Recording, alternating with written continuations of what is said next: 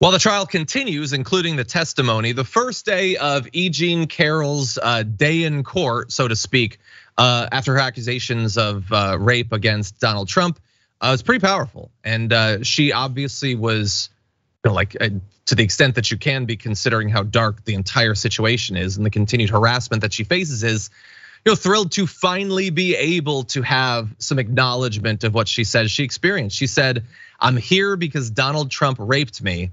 And when I wrote about it, he said it didn't happen. He lied, shattered my reputation, and I'm here to try and get my life back." She is described as being largely matter of fact on the witness stand. So much so that after she wept while telling jurors that, quote, "being able to get my day in court is everything to me," she rapidly composed herself and declined to take a break. "I'm not gonna sit here and cry and waste everybody's time." Now, meanwhile, Donald Trump, who has decided that he doesn't need to show up for any of this, he'll pitch that as a move of strength. I personally see it as him being a terrified little weenie who can't bear to sit and face the person who's making these accusations against him, but to each their own. He has, of course, been viciously attacking her on social media. We'll turn to that in a second, but Farron, what do you make of this? So far, I mean, E. Jean Carroll, her testimony was very powerful. And I've been talking about this story obviously for many years now. She, unfortunately, the way this whole system is set up, is the one facing the uphill battle here to prove that this happened.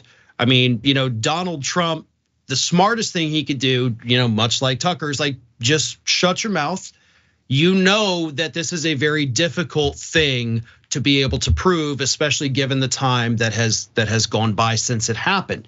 Now, she is able to tell this story and get this out there and make it very clear, and makes it real for these people. If there's anyone out there, in the jury or whatever, who thinks that this is all made up, she is doing exactly what you would want your client to do if you are the plaintiff's lawyer in that case, because she is speaking directly, as you said, matter of factly. She is not letting her emotions overtake it to where the jury may look at that and say, well, this is a bit much, maybe this is exaggeration. It's perfect. Like, I mean, if I had to describe it, I would say what she's doing is exactly what she needs to do.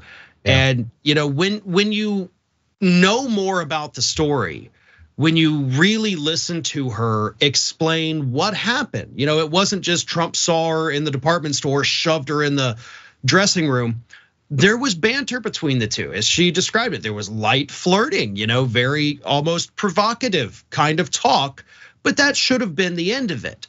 And Trump took that as, all right, and this is according to her testimony, obviously, this is my opportunity. Clearly, she wants this.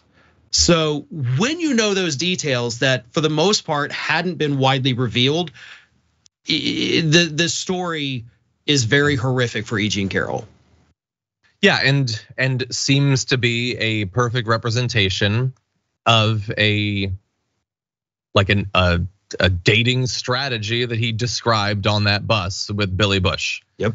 Like, if you are a person who seems to believe that you can just grab someone, well, then you undercut your defense against accusations that that's exactly what you did. In any event, his his defense, I should say, his legal defense at this point seems to be viciously attacking her. We'll put up this bleat. I'm not reading it, considering the content, and he's just the worst. He seems to believe that once again, the best defense against accusations of sexual assault is to claim that you're not turned on by the person accusing you of rape. I will literally go to my grave never understanding how a single human being could think that that is the way you should approach this.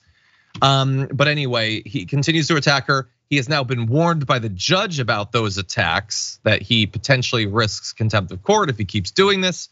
We'll see. He is very difficult to stop from lashing out in this way, but this time it might hurt him. We'll find out together.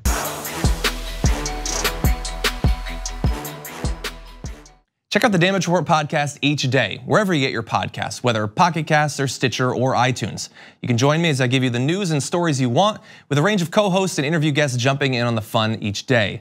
Again, that's the Damage Report, wherever you get your podcasts. And if you get them at iTunes, don't forget to rate and review. Sometimes I'll read them live on the show.